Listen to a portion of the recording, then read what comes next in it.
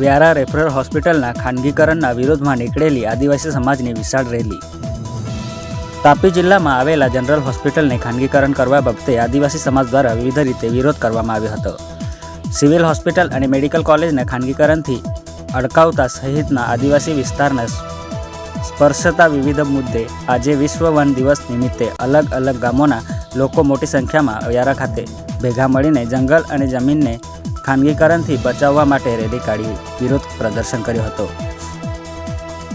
21મી માર્ચ વિશ્વ વન દિવસના રોજ તાપી જિલ્લા વિવિધ સમિતિ દ્વારા તાપી જિલ્લાના વ્યારામાં જંગલ અને જીવનને ખાનગીકરણ દ્વારા થઈ રહેલા નુકસાન બાબતે વિરોધ વ્યક્ત કરતા મહાસંમેલનનું આયોજન કરેલું હતું, જેમાં વ્યારા સિવિલ હોસ્પિટલ અને મેડિકલ કોલેજના ખાનગીકરણ સહિત આદિવાસી લોકો અને આદિવાસી વિસ્તારના નડતા પ્રશ્નોનો સમાવેશ થાય છે। આ મુદ્દે વિરોધ કરવાને માટે રેલી અને જાહેર સભાનું આયોજન કરવામાં આવ્યું હતું। આદિવાસી સમાજના આગેવાન સહિત હજારોની સંખ્યામાં લોકો ઉપસ્થિત રહ્યા હતા। ઉપસ્થિત આદિવાસીઓ પોતાની સાથે વિવિધ વન સંપત્તિઓના છોડ, વેલ, વૃક્ષ, ધાન્ય, ફળ જેવી વનસ્પતિઓ લાવીને અનોખી રીતે વિરોધ કર્યો હતો। Suhas Vadvi, news time, Tapi.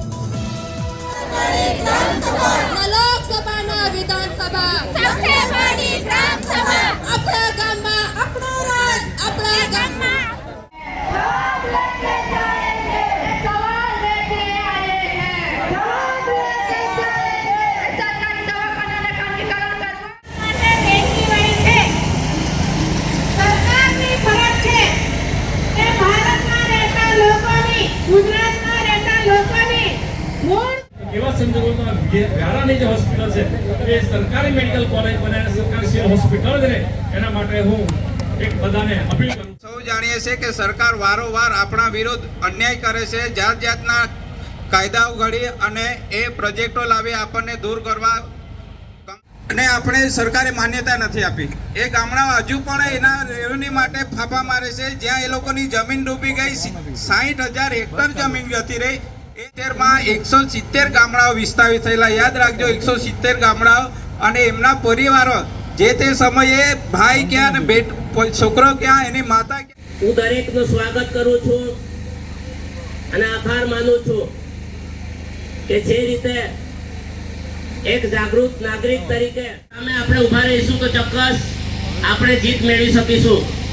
તો આ સમયે બધાનો ફરી એક વખત આભાર માનું છું।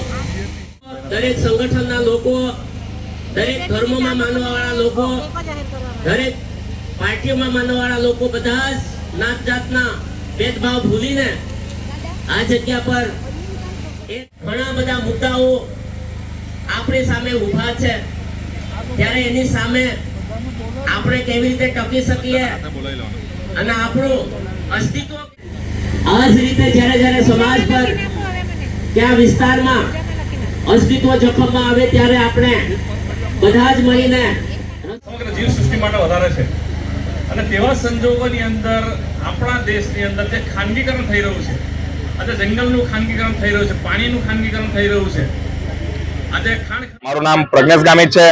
તમે જોઈ શકો છો કે હજારોની સંખ્યામાં જે હોસ્પિટલ બચાવવા માટે જે ધરણા ચાલી રહ્યા છે, આજે એનો 19મો દિવસ છે અનિશ્ચિત સમયના ધરણા।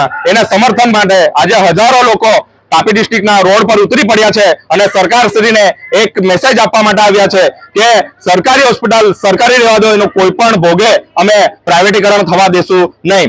આ સરકાર એક પ્રાઇવેટ કંપનીને આપીને અહીંના આદિવાસી સમાજના લોકો અને તાપી ડિસ્ટ્રિક્ટના સમસ્ત સમાજના લોકોનું અસ્તિત્વ જોખમાય એવું કામ કરી રહી છે। આજે પ્રાઇવેટ કંપની જે સરકારી હોસ્પિટલનું સંચાલન કરશે એ એક ફાર્માસ્યુટિકલ કંપની છે, અને એ અહીંયાના લોકો પર વિવિધ જાતની દવાનો એક્સપેરિમેન્ટ કરશે અને અમારું અસ્તિત્વ જોખમાશે। અમે સરકારને સ્પષ્ટ મેસેજ આપવા માંગીએ છીએ કે કલ્યાણકારી રાજ્ય અંદર સારી સ્વાસ્થ્યની સુવિધા, સારી ભણતરની સુવિધા અને સારી રોજગારની તકો ઊભી કરવાની જવાબદારી સરકારશ્રીની છે, ના કે એક પ્રાઇવેટ કંપનીની। જો પ્રાઇવેટ કંપની સક્ષમ હોય, સારી રીતે સંચાલન કરી શકતી હોય, એકદમ પાવરફુલ હોય, પૈસા ટકે મજબૂત હોય, તો આ સરકારને એવું લાગતું હોય કે આ ચલાવી શકે તો દેશ પણ સરકારે એને ચલાવવા માટે આપી દેવા જોઈએ, ના કે આ સરકારે ચલાવવા જોઈએ પ્રાઇવેટ કંપની સક્ષમ હોય તો। અને સરકારને બીજો એક મેસેજ આપવા માંગીએ છીએ કે તમે અમારું વિવિધ પ્રોજેક્ટોના નામે અમારું વિસ્થાપન કરવાનું બંધ કરી દો। અત્યારે દીપડા અભયારણ્ય લાવી રહેલા છે, અહીંયા નેશનલ હાઈવે 56 લાવી રહેલા છે, ગુડ્સ ટ્રેનો લાવી રહ્યા છે, સરકારી હોસ્પિટલને પ્રાઇવેટીકરણ કરી રહ્યા છે, બીજા ઘણા વિવિધ પ્રોજેક્ટો છે જેનાથી આદિવાસીનો અસ્તિત્વ જોખવાશે, અમને વિવિધ રીતે વિસ્થાપન કરીને અમારું અસ્તિત્વ જોખમમાં નાખી દેશે. તો અમે કોઈ પણ ભોગે ચલાવી લેશું નહીં.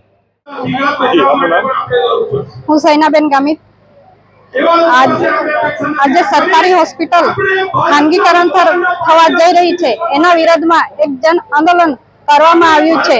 આજે મોટી સંખ્યામાં બહેનો પણ જોડાયા છે. ક્યારેક બહેનોને પણ ઘણી મુશ્કેલીઓ થતી હોય છે. બધા ખેતી અને પશુપાલન સાથે જોડાયેલા હોય.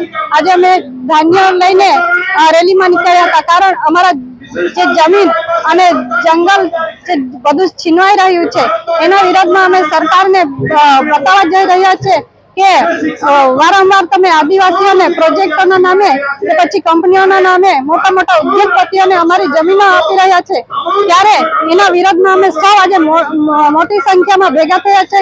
અને હજુ પણ જો આદિવાસીઓને સાથે અન્યાય કરવાનું નહીં છોડશે તો અમે મોટા આંદોલનો કરીશું.